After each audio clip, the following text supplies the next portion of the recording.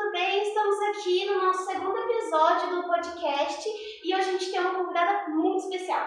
É o nosso primeiro podcast com convidados, né? Porque o primeiro a gente apresentou, o podcast projeto e tal. E agora a gente já vem trazendo uma convidada de extremo peso. A gente está aqui hoje com ela, que é formada em Ciências Sociais pela Unesp, é formada em História pela USP e tem mestrado na USP em História Social, é isso? Professora Emilene de História. Oi, pessoal, tudo bem? É isso. Aí a gente está com ela aqui para fazer umas perguntas mais dinâmicas, que o pessoal, enfim, não teve oportunidade, né, nas aulas de perguntar. E aí, enfim, nosso intuito é saber mais sobre a trajetória dos professores, como, enfim, é legal saber, conversar, ter mais essa proximidade, né? Entendi. Quer que eu comece falando um pouquinho? O que vocês querem? Pode começar. Se quiser, enfim. Não, só sobre a minha trajetória profissional, então, eu comecei na rede estadual, pública, né, em Santo André e São Bernardo, em 2005, né, e fiquei na rede pública até 2008, quando entrei na ETEC de Santo André. E aí, desde então, eu tô... aí vim para Campinas, né, em 2010 voltei para Campinas, porque eu sou de Campinas, morei um tempo em Santo André. E então comecei aqui na ETCAP em 2010 e estou desde então. Tive algumas experiências em escolas particulares, mas nada que eu tenha gostado muito, então acabei ficando só com a ETEC mesmo. É legal que em 2005 a gente estava nascendo. Exato, né? é a mesma coisa. Para você ver com que eu já sou uma pessoa já de idade. E em todas essas escolas você dava aula de história? Eu comecei, na verdade, assim, como eu sou formada na minha primeira universidade de Ciências Sociais, eu comecei dando aula de várias disciplinas, né, no estado. Então, dei de Sociologia, dei de Geografia, dei de Filosofia, dei de História, até que eu entrei em História em 2005, aí eu comecei nos anos de 2008, 2009, comecei só a dar aula de História. Né? Eu fiquei focada porque realmente é a área que eu mais gosto, né? Gosto muito mais de História. Eu, na verdade, quando eu prestei vestibular, eu fiquei na dúvida entre as duas, e aí parte das universidades eu tinha prestado História e parte Ciências Sociais, e acabei passando na Unesp e acabei indo para estudei em Araraquara, vou fazer porque foi onde eu passei. E depois que eu me formei, quando eu já estava começando a trabalhar, eu fui para Santo André. Eu sou de Campinas, né, e morei em Araraquara para estudar lá, vinha de fim de semana para Campinas. Aí o meu namorado é de Santo André, que é o meu marido, né, e aí eu fui morar com ele em Santo André, por isso que eu fui para lá. E aí depois eu já fui percebendo que na verdade era história. Mas como eu trabalhei ao longo do meu ensino médio, e eu demorei alguns anos para fazer cursinho e entrar no vestibular, né, eu entrei com 19 anos, então eu não queria desistir de um curso e começar outro já tendo alguma idade, né? Então eu falei, não, vou terminar sociais, aí vou trabalhar e depois eu faço o que eu realmente percebi que eu queria fazer desde o começo, que é a história. Então aí desde então eu só venho dando uma aula de história, espero que eu continue só dando aula de história, né? Com a reforma do ensino médio nunca se sabe, mas por enquanto eu queria continuar na história. É isso que é legal, que a gente estava conversando, né, sobre essa questão da trajetória mesmo, quando você percebeu que era realmente história, o que fez, né, você perceber que era história mesmo que você queria, se era prática? Então, na verdade, eu percebi que era humanas desde o ensino fundamental. E eu lembro, até hoje eu me lembro assim, quando eu estava na quinta série, quando seria o sexto ano, eu vi um texto sobre um relato de uma violência que uma mulher branca fez em relação à escravizada. Ela era proprietária de mulher escravizada. E aquilo eu lembro que me tocou tanto, assim, eu chorei horrores pela violência sofrida por essa mulher. E fiquei indignada com essa mulher branca, da maneira que ela tratou essa mulher escravizada. Então, a partir dali eu já percebi que a minha questão eram as relações humanas, né? Eram muitas relações humanas. E ao longo do ensino médio é isso, a gente fica meio perdido, não sabe se é psicologia, não sabe se é história, não sabe se é ciências sociais, enfim, a gente fica super perdido.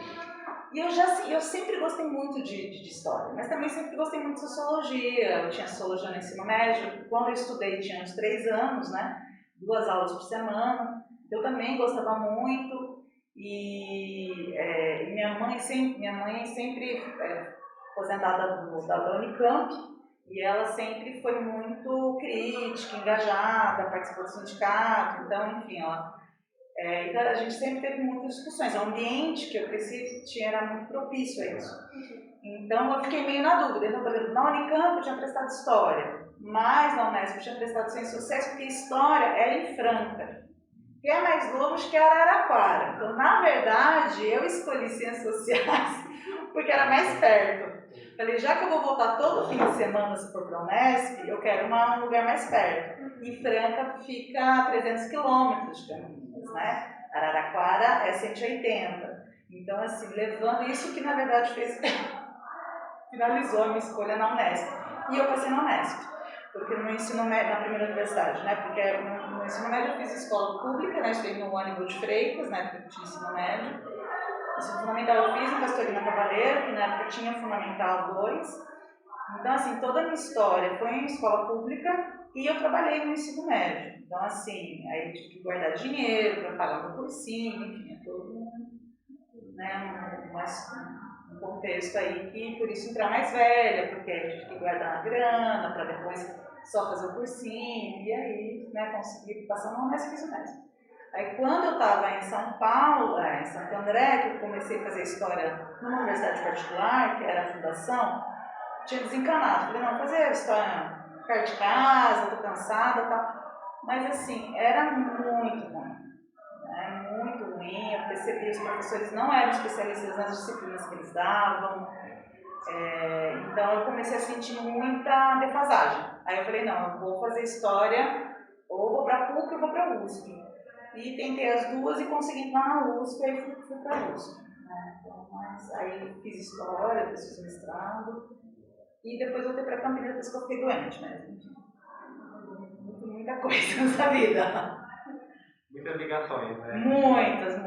E vai acaba terminando aqui 4 horas da tarde. Pois é. É muita história, né? Aí eu não sei o que vocês querem mais. Senão, gente, eu vou ficar falando. Vocês têm que me dar um rumo. Fica à vontade. Vocês têm que me dar um rumo, senão eu vou engatando as histórias. Mas sabe, no meio da sua fala, quando você estava falando da sua mãe que é aposentada no campo e tal, eu acho que é uma coisa que até mesmo a pandemia, né, agravou na gente que está no ensino médio, que é meio que essa pressão tal de entrar, como você disse, não queria entrar muito com idade na universidade e tal. Não foi uma escolha, né? Eu tive que trabalhar. Sim, e tipo, a gente tem essa pressão de ter que entrar e tal, às vezes os pais, você acha que você sentiu essa pressão? Muita, não, a minha mãe, assim, eu não tinha opção de não fazer uma universidade pública, porque ela entrou na Unicamp quando eu tinha 9 anos de idade. Então, ela, uma mulher que trabalhava, uma criança pequena, entrou na Unicamp. Como eu, muito mais nova, com mais estrutura que ela. Minha mãe, assim, veio de uma família grande, do interior, ela migrou para São Paulo, enfim, tem toda uma história. Ela é realmente uma sobrevivente, mas eu sempre... Só que é isso, ela se utilizava muitas vezes como referência. Então, assim, se eu passei, como você não passa? Então, eu e a minha irmã sofremos bastante pressão nesse sentido. Então, não tinha muita opção, não. Ela fez toda uma pressão para a gente... Tinha que ser uma pública. Então, não que eu ache isso positivo, tá? Não que eu ache essa pressão positiva, não. Eu e minha irmã, assim, a gente sempre conversou com a minha mãe, que a gente se sentia muito cobrada, né, etc. E é isso, ela é uma exceção. A gente sempre discute com ela é uma exceção, né? E a exceção, como eu sempre digo, só prova a regra. A regra é que, normalmente, mulheres, nas condições de vida que ela tinha, não conseguiriam fazer uma universidade pública. Então, mas eu acho que isso é muito tenso mesmo. Acho que não é positivo.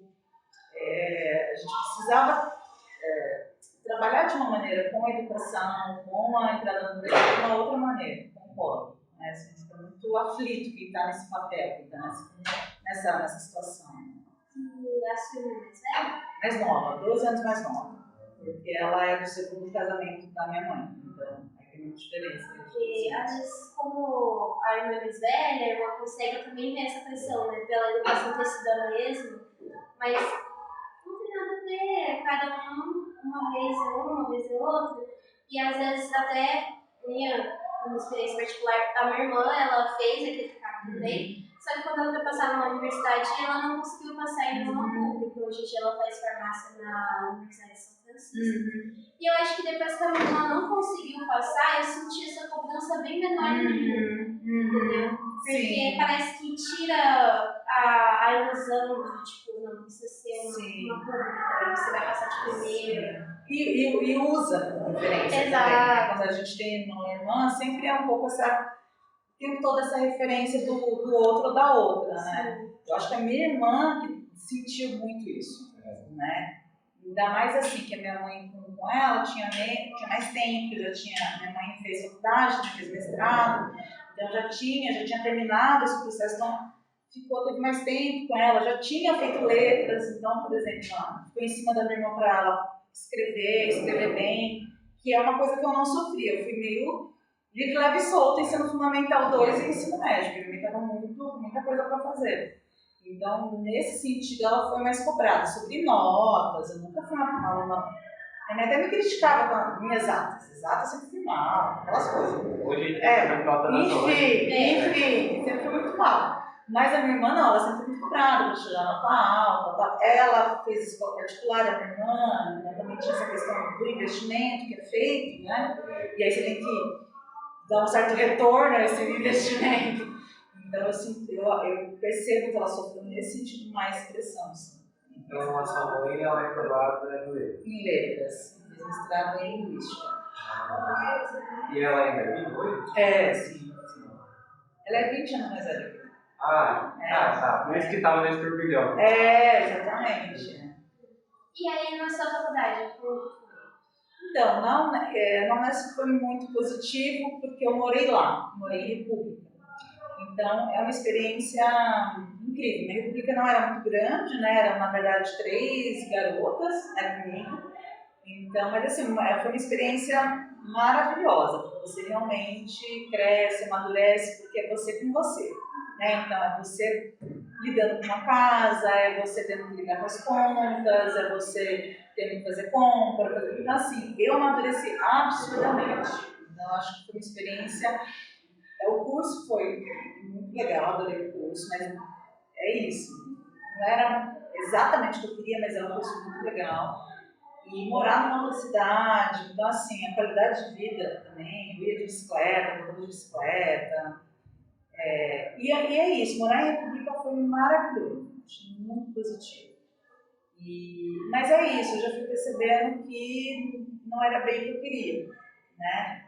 Então, eu já fui encaminhando, pensando como fazer e tal. Aí eu já comecei no último ano a fazer as disciplinas na Unicamp, porque tem um convênio da USP, da Unicamp e da Unesp, que você pode fazer até 4 disciplinas, né, em uma dessas universidades, mesmo você tendo passado em uma, você pode fazer na outra. Então, eu já puxei disciplinas para a Unicamp, né, e puxei meu estágio para Campinas. Então, no último ano, um semestre, eu não fiquei mais em Araraquara, né, já fui trazendo para cá. E aí acabou coincidindo que eu tinha que começar uma nova vida, né? Uma nova profissão e tal, e eu tinha que decidir se iria em Campinas ou em Santo André, eu estava morando com meu namorado. Aí eu falei, não vou para Santo André, já vou começar, já vou trabalhando. Então eu acabei indo para Santo André e no fim desse ano, que eu estava formando Ciências Sociais, eu já prestei história na fundação aí, já entrei e já me decepcionei. E aí, o da USP que você fez em São Paulo? Fiz em São Paulo, né? Eu fiz 1 ano de fundação, né? Isso que não era isso que eu queria. Aí prestei e passei nas 2 e fui para a USP. E aí é uma outra história, né? Porque eu morava em Santo André, dava aula nesse período, né? Também nas escolas estaduais de São Bernardo. Aí depois eu peguei umas aulas em Osasco, assim. E é que a gente não tem dimensão em Campinas, mas o ABC, ele não é São Paulo, né? São cidades próximas. Em São Paulo, tudo é perto, mas tudo é muito demorado. Então, por exemplo, no primeiro ano eu tentei porque para o ABC é trem, né? E dentro de São Paulo é metrô. Então, você usa metrô, aí quando você vai para São Bernardo, Santo André, Mauá, enfim, é trem. Então eu tinha que pegar trem, metrô e ônibus. Eu gastava 2 horas e meia. Aí depois eu encontrei o fretado. Aí o fretado foi a minha salvação. O fretado era 1 hora e meia e eu ia dormindo, né, comendo, estudando, porque quando você tem que ficar pegando trem, metrô, lotado, cheio, fazendo baldeação, que a gente chama de baldeação, né? Essa coisa, sai de um, entra no outro e tal. Então, mas era isso, era 1 hora e meia, 1 hora e meia. A minha irmã, no primeiro ano, ela entrou na USP também, ela entrou em letras na USP. Ela pegava fretado. Ela demorava 1 hora e meia daqui de Campinas para a USP. Eu gastava 1 hora e meia de São Bernardo para São Paulo, que é do lado, assim, né, essas cidades próximas. Então, assim, foi dentro do tumultuado, que é isso. Dava aula em lugares diferentes, estudava em São Paulo, então foi bem difícil, bem cansativo. E aí, quanto tempo durou essa fase, né, em São Paulo? Fiquei 5 anos lá, mais ou menos. Aí eu entrei no mestrado, terminei a faculdade, entrei no mestrado, aí eu engravidei no mestrado, estava fazendo as disciplinas, e aí, enfim, não consegui me afastar do mestrado, porque eu ia perder as disciplinas, porque meu filho nasceu prematuro, então se eu pegasse afastamento, eu ia perder, porque ele era para ele nascer em junho, no fim das disciplinas. Mas ele nasceu em abril, ele foi prematuro. Então, eu acho que também toda essa atividade acabou cobrando o preço, porque ele teve um encaixe precoce, né? Ele já encaixou com 35 semanas. Então, o normal são 40 semanas, ele já encaixou com 35. Então, eu consegui, assim, eu consegui afastamento, mas eu fiquei 2 dias afastado. Aí comprei minha bolsa, enfim. Então, por conta disso, né? Já, todo mundo. Tá. Então, aí é isso, né? Essa vida corrida, e vai para São Paulo, e vai para São Bernardo, e vai para Santo André, então acho que isso acabou cobrando, né? A gente se acha também uma super mulher, né? Que dá conta de tudo. Eu tinha muito essa concepção, mas gravidez, de boa, né? Mais ou menos. Tem suas limitações. Então o seu filho nasceu, tipo, no final do mestrado, né? No final do mestrado, eu conversei com ela, eu estava fazendo 2 disciplinas, né? Nessa época eu fiz uma disciplina na Unicamp também, mas eu estava fazendo na USP as duas. Daí eu conversei com as professoras, elas entenderam primeiro os trabalhos com ele, recém-nascido. Aí eu consegui, né? Terminar as disciplinas sem precisar me afastar e sem perder as disciplinas. Mas é isso, né? Criança pequena, fazendo mestrado, trabalhando. E o Centro Paula Souza ele não dá 6 meses de licença pra gente, né? Ele dá 4 meses. Então também tem isso. Com 4 meses eu vou ter que trabalhar, né? Vou ter que dar aula e com esse turbilhão, né? Então, quando você teve seu filho, já estava na ideia de Santo André? Eu estava já. Isso em 2008 e Pedro de 2009. Ele tem 13 anos. Isso, 13 anos. E aí, por exemplo, você veio no final do mestrado e aí, tipo, desde que você tem a possibilidade de terminar o mestrado, é bem difícil, né? Nossa! Porque, assim, já tem que encaixar e mesmo, até mesmo 6 meses já é muito pouco, imagina os 4 meses que você falou que você dá, né? Minha mãe foi, assim, fundamental nesse processo, né? Ela era funcionária pública, então ela conseguiu organizar dias de férias dela para ir no primeiro momento, ficar um mês comigo, depois ela conseguiu de umas férias para mim, se ela ia ficar uns dias comigo. Então, assim, minha irmã também foi maravilhosa, eu falo que se fosse essa minha rede de apoio de mulheres, não seria possível. A minha irmã também ia ficar uns dias para fazer trabalho, para trabalhar, enfim. Eu não queria colocar um filho muito pequeno na creche, já com 4 meses. Então, assim, elas foram maravilhosas. E aí eu acabei, quando ele tinha 6 meses, eu fiquei muito doente. Eu tinha febre maculosa. E aí, justamente, e é isso, né? Eu fui em 3 hospitais, eu morava numa região que tinha casos, era uma região endêmica, eu achei que estava 4 estrelas. Então, depois de 3 dias, comecei a ter febre, todos os sintomas. Eu fui em 3 hospitais do meu convênio, todos disseram que não era febre maculosa. Aí, era justamente no feriado do dia 20 de novembro, e eu ia vir visitar minha mãe. E eu acabei vindo, porque eu falei, isso agora é uma virose, vai tomando antitérmico que vai passar. E eu tomando antitérmico. Aí quando eu cheguei em Campinas, a febre estava a cada 1 hora. Ela cedia 1 hora, voltava, cedia 1 hora, voltava. Aí minha mãe, né, ela tinha alguns amigos no hospital das clínicas, ela falou, não, eu vou conversar com o infectologista do hospital das clínicas para ver o que está acontecendo. Eu fui até no Mário Teodoro aqui e falaram que era dengue. Que é o quarto hospital que eu fui. Fazia 1 semana que eu estava com os sintomas. Aí, quando o infectologista dá um dano em campo, das todas clínicas, né? Entrou em contato comigo e falou assim: não, é maculosa, quem me internou. Eu fiquei 20 dias internada. E quase morri. Então, eu tive, começou a falhar meus órgãos, tive uma série de complicações, porque fiquei por muito tempo, né, sem tratamento. Então, se tivesse no começo, seria uma coisa, mas 1 semana, né, avançando, né, então, aí eu fiquei 20 dias internada, minha mãe cuidou do filho, o tempo todo, e ele foi acabar um ano no peito, teve que desmamar de uma hora para outra, estava com uma alta carga de antibióticos. Então, aí depois e assim, no hospital, eu não conseguia ficar em pé. Não conseguia ir no banheiro, não conseguia comer, nem tem enfermeira para ficar te dando na boca. Então, as minhas primas e tias, que são todas de Campinas, rodaram todos os dias. Todas as mulheres, nenhum homem participou. Né? Todo o processo foram mulheres. Todos os dias tinha uma mulher lá, para me ajudar no banheiro, para me ajudar a comer. Né? E elas rodaram entre elas. Né? Então é isso que foi o grande diferencial, porque minha mãe tinha que ficar com meu filho. Né? O meu marido estava trabalhando, não pediu afastamento, claro, né? Porque prioridade é o trabalho, enfim. Né? Então, aí depois disso eu falei, não, eu tenho que estar junto com a minha família e estar juntinho com quem eu posso contar. E isso eu não era sozinha, só tinha ele, né?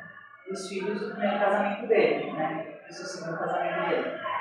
Falei, não, aí eu pedi transferência para a DETEC da que tinha vaga e estou desde então, isso foi em 2010.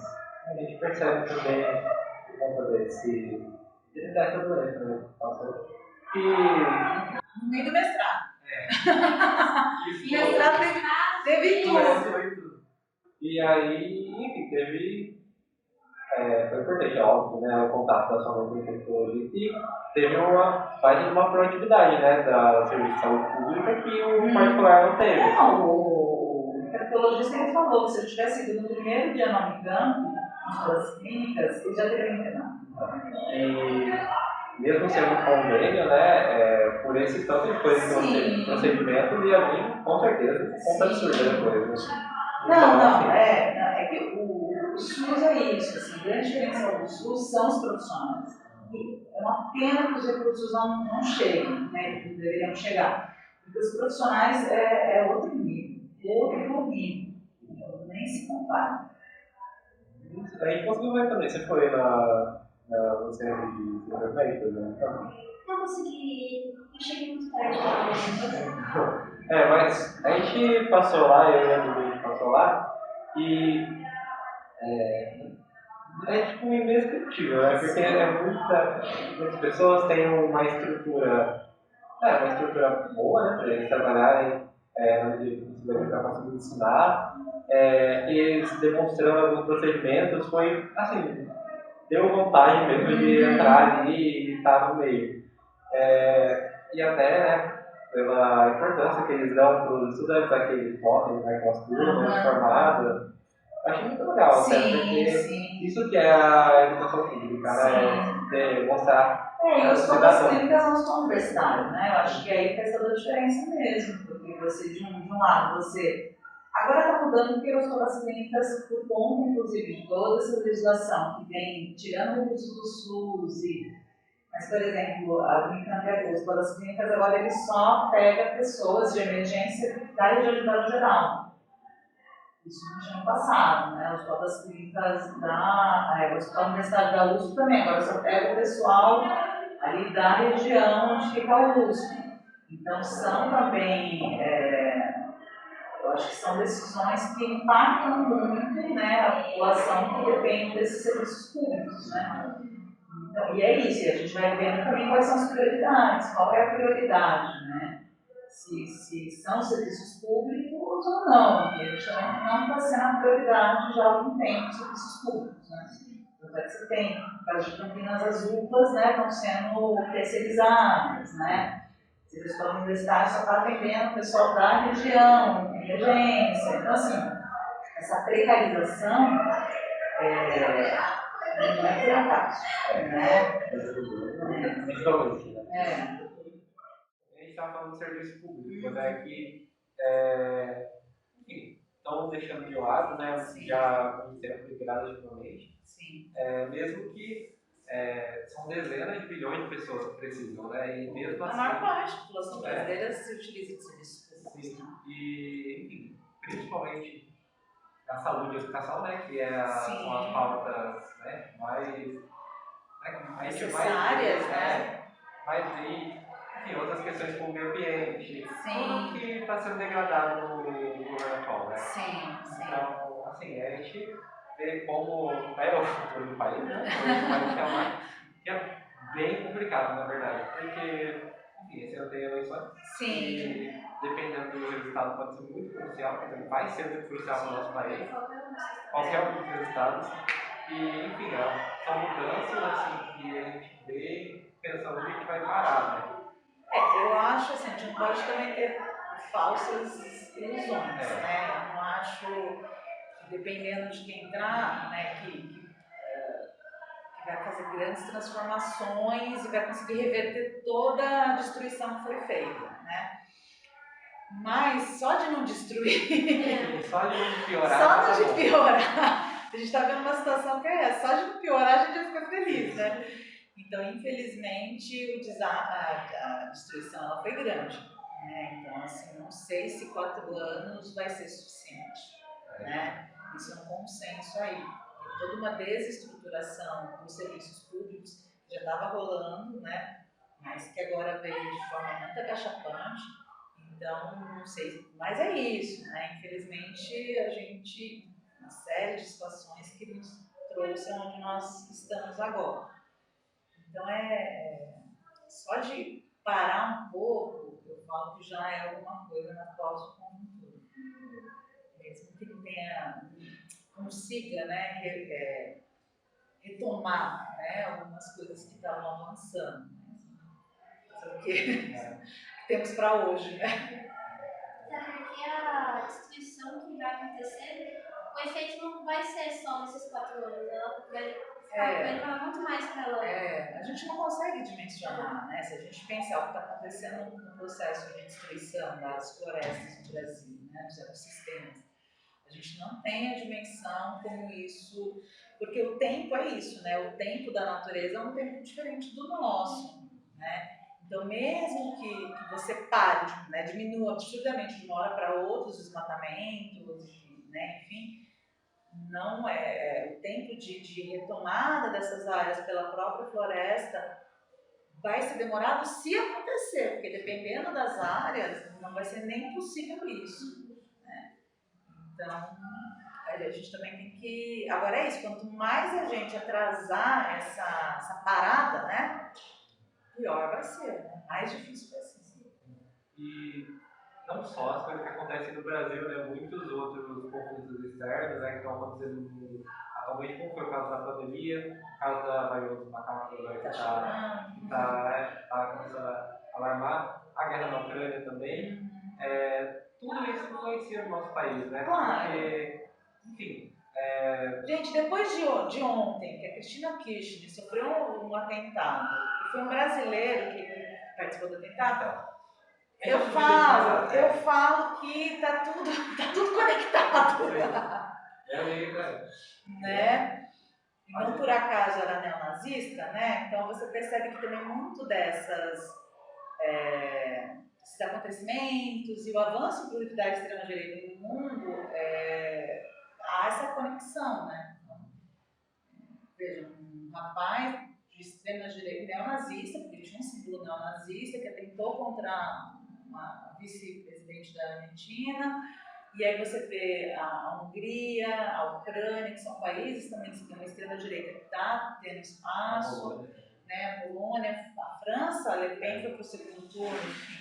Então, e é isso, são grupos extremamente violentos, autoritários, que querem vencer no grito, na violência, impor a sua... não entendem a pluralidade como algo viável em uma sociedade, bem, não entende nem a democracia como algo viável, né? Então, e essas coisas é isso, elas estão todas conectadas, né? Nós não temos como dizer que é só no Brasil, só na Argentina. E os exemplos que aconteceram aqui, inclusive, né? A gente teve as pichações da Unicamp, os atentados no bairro geral. Sim, teve agora que saiu ontem pichações também de massacre na ETEC da Juventude, em São Paulo. Até a Laura, né, que é a superintendente, foi para lá porque foi um clima muito tenso. E é exatamente isso, né? Vencer pelo medo, né? Vencer pela violência. Então a extrema-direita ela usa dessas estratégias, né? Isso no chileno é isso, né? Vai contaminando parte da sociedade. E a gente vai regredindo, né? Como Com certeza, com certeza. Acho que a gente não consegue dialogar, não consegue fazer um debate, porque aí não vira um debate, né? Vira uma imposição, porque nós podemos nos ver, existe essa questão do adversário político. Você tem uma outra posição, a gente vai debater. Agora, quando você começa a ver o adversário como inimigo, a ser eliminado, aí acabou, né? Não é mais... a gente está saindo da possibilidade de uma sociedade onde é possível diferença e lidar com essa diferença, né? A gente está... Então, e justamente esse momento, esses últimos anos, veio aflorando isso. Né, que você não é o meu adversário, você é meu inimigo, você tem que ser eliminado, você tem que ser calado, você tem que se aceitar, né? Então, democracia é lidar com essas diferenças e oposições e convivemos, aprendemos a conviver. Então, esse discurso que é da extrema-direita, né, no sentido da imposição, né, de calar aquele que é diferente de mim. E negar a convivência. Porque se você diz que o outro tem que ceder à sua vontade, é porque você, né, não é possível uma convivência, né, de forma igualitária. E a gente vê isso muito crescendo. A gente fez mais isso Quer trazer as perguntas? Ou não? Tem umas perguntas que dá pra gente introduzir baita assunto, na verdade. Nossa. Enfim, a gente separou as perguntas. Não deu tempo de separar muitas, mas então por isso a maioria foi de segunda hora, né? Que Tá. Enfim, uma das primeiras perguntas. Para começar um pouco mais leve, a Eleonora, da nossa sala, segunda hora, perguntou como você faz precisão perfeita. E ela também perguntou qual é o seu signo. Algumas coisas sou Capricórnio. Diz muito sobre mim, o meu signo. Eu não entendo. Então vai para você. Eu sou de touro. Meu marido é de touro e meu filho é de touro. Ali tem uns embates difíceis entre a gente. Né? Você sabe você? Sei, eu sou câncer, mas não entendo nada. Tá. Então é isso, sou Capricórnio mesmo. Raiz. E você sabe seu ascendente? Não sei. Eu sei. Mas é isso, eu sou muito razão, muito pé no chão.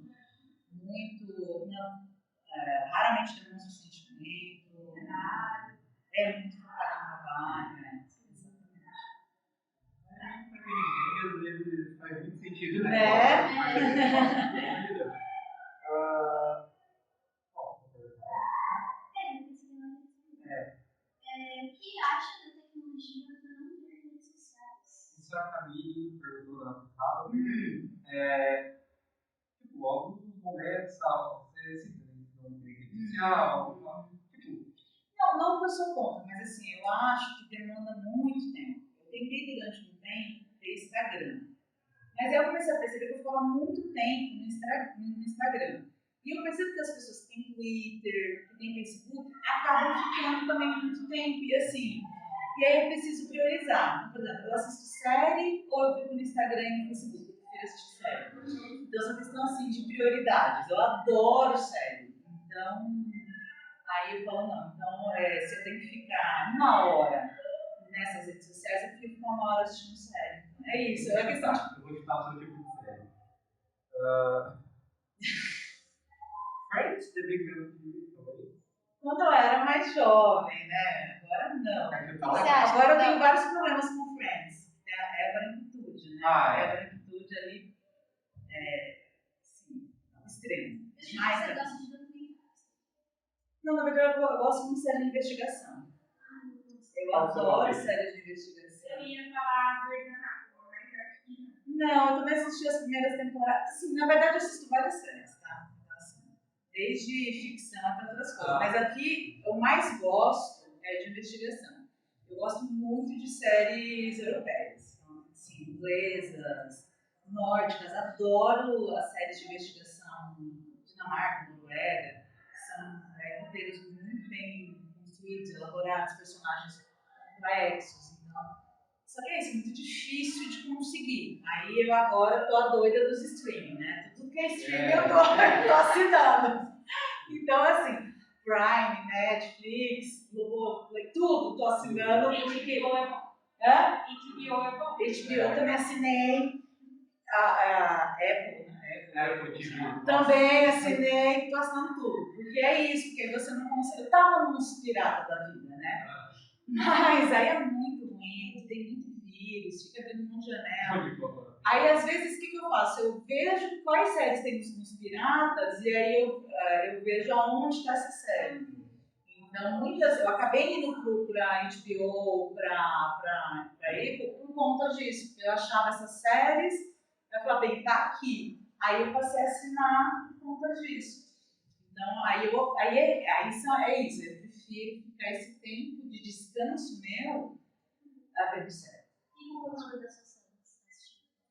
Agora eu tô assistindo uma que chama Coroner, que é a canadense, que é uma legista, mas que trabalha com investigação, que é do Globoplay. Eu estava assistindo Baltazar, que é uma série francesa também, aí a última temporada, e também é um médico legista que ajuda na investigação. Então, por enquanto, eu estou no momento Globoplay, sabe? Então eu estou vendo quais são as séries do Globoplay. Eu selecionei e aí estou vendo aquelas que me chamam mais atenção.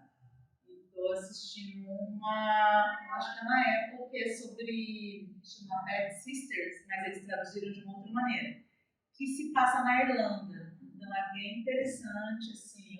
Eu gosto dessa série de...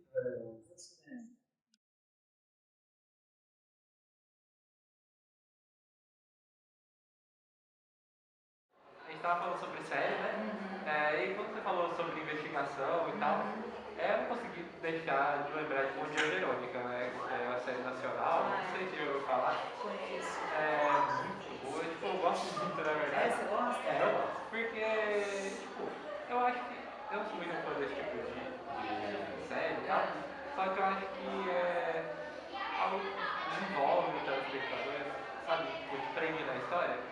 E aí, não sei, eu pensei que você talvez pudesse assistir e tal. Na verdade, meu marido estava assistindo essa série, eu assisti alguns episódios, mas assim, eu tenho um pouco de problema com séries nacionais. Eu já tentei assistir várias séries, mas eu não sei se é uma questão da produtora, eu não sei se é o canal do streaming, mas assim, de um modo geral, eu acho a parte dos atores e atrizes ruinzinhos. E as histórias também eu acho meio complicadas. A Bom Dia Verônica, que é aquela policial, né? Então, eu achei muito complicada a caracterização da personagem, a relação com os outros homens. E, na verdade, o final da primeira temporada foi muito parecido com uma série inglesa que chama Marcella, que era uma policial, investigadora, tem uma série de problemas, e depois ela vira meio que uma... como chama, gente, que fica fazendo as coisas, sabe, fazendo violência... ai, gente, esqueci o nome. Ela quer fazer justiça com as próprias mãos. Justiceiro, tipo justiceiro.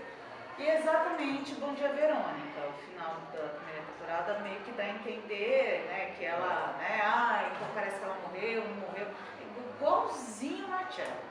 Então, assim, e eu já tinha assistido, então achei meio, tenho problemas com essas séries por conta disso. Agora, tem uma série que chama Fronteira Invisível, que é um combinado Brasil-Venezuela, ou Bolívia, não lembro, mas muito boa. Então, assim, tem algumas séries interessantes, mas é isso. Tem uma série também, eu não lembro se ela é boa, eu acho que chama Cidade Invisível. Tentei assistir alguns episódios da Netflix. Da Folclore. Então. Eu assisti a primeira temporada, eu achei que me surpreendeu, porque eu não estava esperando muita coisa.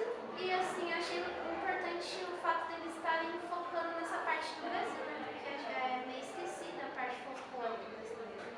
Sim, não, então, de novo, tem algumas atrizes e atores bons, mas ali a esposa lá do policial, eu não aguentei. E ele não aguentei, muito fraquinhos, aí eu não dei conta de continuar. Porque é isso, eu gosto de bons desempenhos, né? Isso tem que ser um coletivo. As séries dos Estados Unidos, muitas vezes eu também fico sem paciência por conta disso. Você assistiu Conto da Aia? Assisti as 3 primeiras temporadas, depois cansei também, porque o negócio já entendemos, é uma distopia, já, enfim. Mas assisti, assim, a atriz principal é muito boa, né? Mas eu acho que é isso, eles foram se perdendo, eu acho. Podia ter parado na segunda temporada. Bom, vamos para o último tópico, um dos últimos, na verdade, né? Por causa do treino. Sobre treino, né? Muitas pessoas, a gente já viu muitas fotos, né? Inclusive, sabe o que era? Acho que era a sala de bichos. E a foto que a Tainá fez também para o concurso de fotografia. O pessoal não super concluiu, né? Sobre o treino e tal. Até o primeiro perguntou para você, né? A gente ficou sabendo aqui durante uma das pausas, que o primeiro perguntou como será esse crossfit. Isso. A gente queria saber um pouco sobre treino mesmo, acho legal falar sobre isso. Tá, eu já, assim, fiz vários tipos de treino nos últimos anos. Fiz luta, fiz Muay Thai, boxe, enfim. E aí, antes da pandemia, eu estava fazendo crossfit, mas durante a pandemia, eu meio que, né, tive que adaptar para fazer em casa. E eu comecei uma rotina de treino de fortalecimento, né, com peso, e corrida, que era algo que eu achei que eu nunca ia gostar, mas eu estava sentindo a necessidade de um treino mais aeróbico, porque as atividades em casa, muitas vezes, mesmo o treino de fortalecimento não é um treino aeróbico. Então eu assinei um aplicativo de corrida, né, e outro de fortalecimento, e comecei uma rotina de treinos mesmo. E fui comprando material mesmo, né? E depois, quando a pandemia estava um pouco melhor esse ano, por exemplo, eu já estava tão acostumada, né, quase 1 ano e meio fazendo isso, que eu decidi continuar. Então aí, na verdade, é isso, eu treino 6 vezes na semana, né, 6 dias na semana, são 3 dias de treino de perna, 3 dias de treino de braço e 3 dias de corrida. Não aguento nem um dia de braço, um dia de perna. Então, mas é isso, eu também não. Quem treina também tem isso, porque se você começar a parar, você retrocede. Então, por exemplo, semana atrás eu tive intoxicação alimentar. Eu estava caminhando para correr 16 quilômetros. Aí eu fiquei 1 semana, 2 semanas parada. Aí eu já senti que eu não estava conseguindo correr os 16. Aí eu conversei com a minha treinadora. Aí voltamos para 14 quilômetros, aí estou no 14, voltei para tudo assim. Porque é isso, é acumulativo. E toda vez que você para,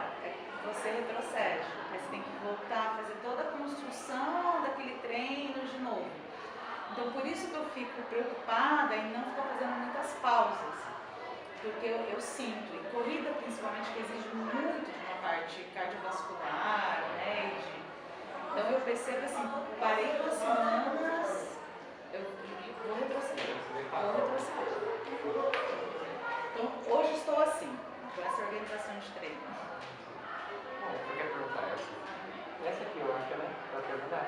Eu queria fazer outra pergunta, na verdade. A sua amizade com a Regina, ela é antes aqui da Itacapa?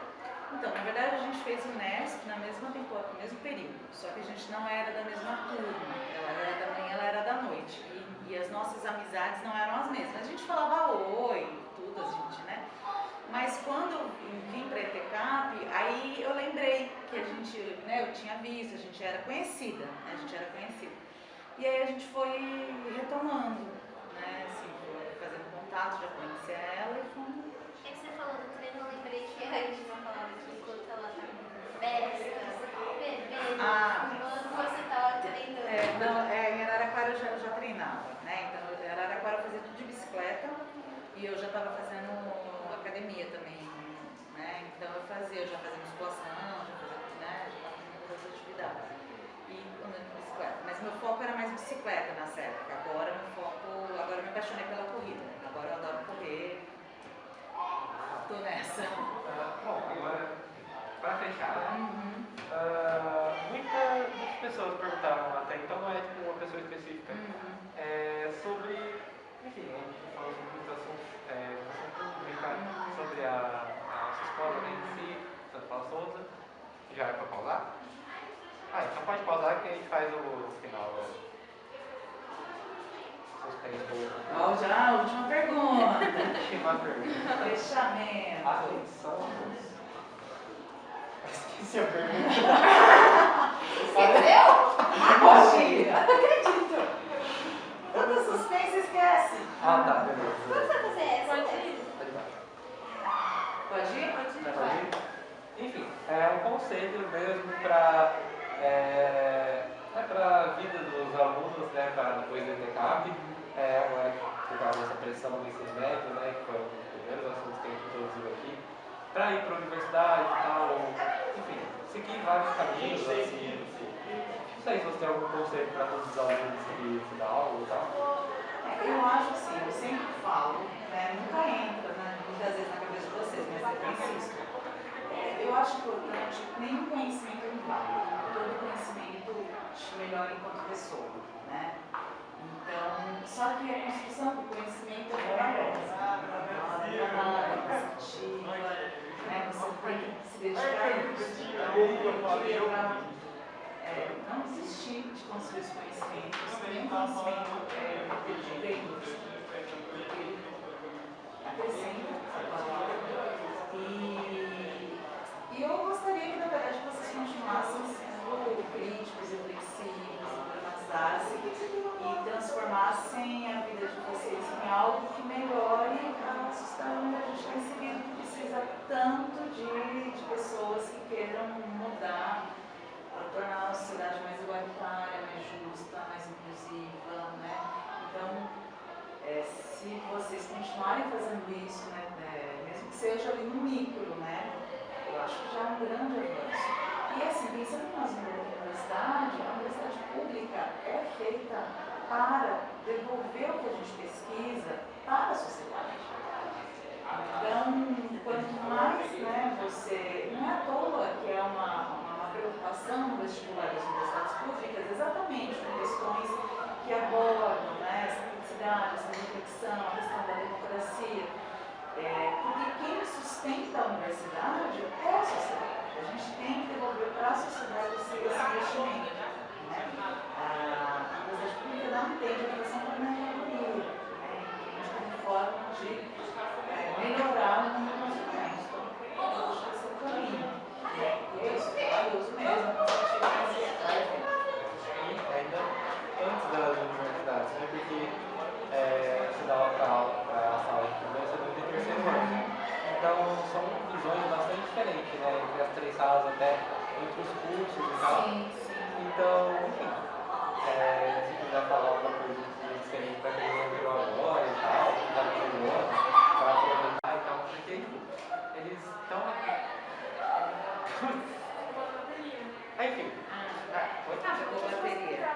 Ah, tá.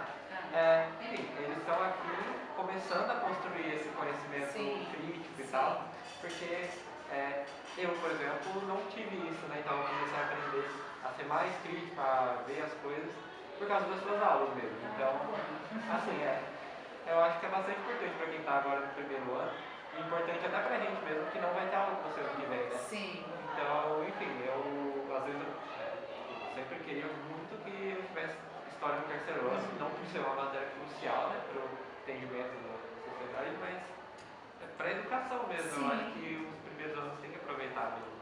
Sim, eu acho que está difícil porque ainda, como eles pegaram muito mais a pandemia, eu acho que para eles está sendo mais difícil esse retomar, porque eles perderam muita coisa.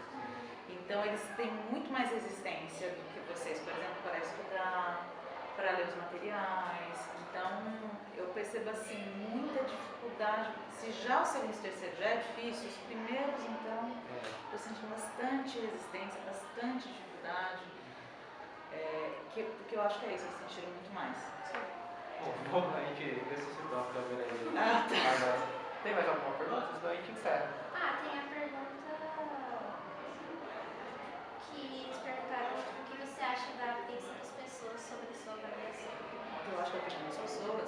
Não, o que você acha sobre assim, porque as pessoas geralmente ficam bem apreensivas com a sua prova, porque quando a gente entra, aliás, no primeiro ano, quando a gente entrou, a gente fala, tipo, que é terror mesmo, fala assim, olha, a prova é difícil.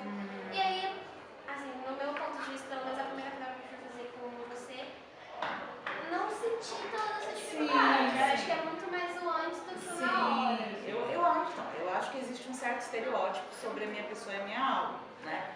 Eu sempre falo que, porque assim, eu contemplo um combozinho que as pessoas não esperam isso, né? Primeiro que existe uma questão, eu sou mulher, eu sou de humanas e eu sou exigente. Então é esperado que por eu ser mulher, por eu ser de humanas, né, eu não tenho esse grau de exigência. Só que aquilo que eu falo, se vocês querem uma aula de qualidade, eu quero uma avaliação de qualidade. Eu acho que é justo. E assim, eu vou mudando a minha prova, né? Eu acho que também tem muito isso.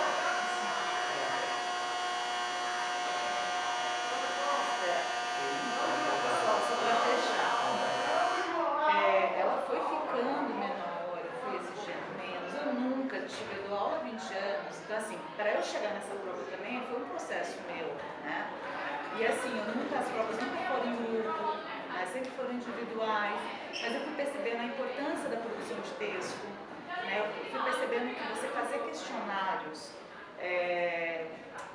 prejudica na construção do conhecimento. Quando você quebra a informação e você não entende como ela se relaciona, eu acho que isso prejudica você entender aquele conhecimento ali. Então, assim, foram essas experiências que foram me trazendo aqui, né, e trabalhar dessa maneira.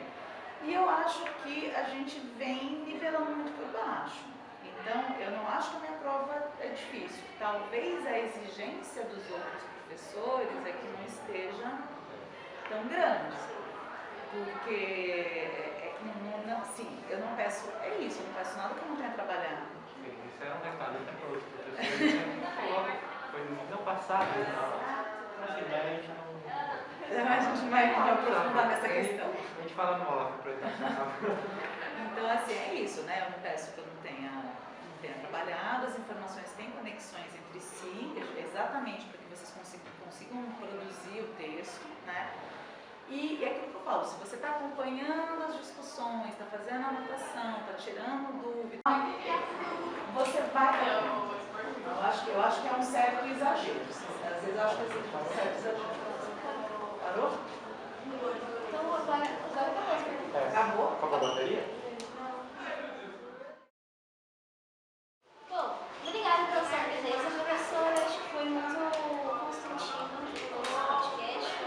É muito legal saber mais sobre o pessoal. Muito legal. A gente adora Tirou muitas fofoca. A gente dúvidas. adora fofoca. Então, obrigada pela sua presença, doar o seu tempo pra gente. E obrigada a vocês que assistiram a gente até agora. Esse vocês estão aqui no canal hoje, foi uma experiência maravilhosa tiraram muitas dúvidas, né? Enfim, treinos, avaliações, tudo isso. Signos sérios, muitas coisas. Pertinentes. Sim. E, enfim, a trajetória dela, que era o nosso objetivo, falar mais, quebrar esses estereótipos que a gente tinha comentado. Enfim, queria agradecer também por essa professora. E é isso, esse foi o nosso segundo episódio. A nossa próxima convidada, já vai estar com você para cá, enfim, a gente vai gravar depois e falar com vocês. Obrigado, gente. Tchau, tchau. Obrigado, gente.